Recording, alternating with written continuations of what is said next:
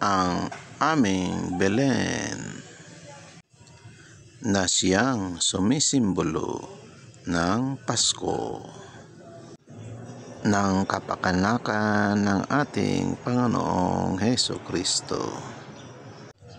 Nagpapaalala sa atin ang kapayakan dahil siya ay ipinanganak sa isang sabsaban. Nagiging maligaya ang ating Pasko dahil sa kaganapang ito.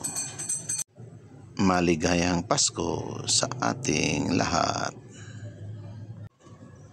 At manigong bagong taon. Kaya salubungin na natin mamaya ang bagong taon. Welcome year 2024. Bagong taon, bagong pag-asa. Katulad ng tatlong pantas nung sila ay pauwi na, nag-iba sila ng daan para sa bagong panimula. Dapat din nating pakatandaan na silang tatlo ang nagbigay ng tinatawag nating the perfect gift.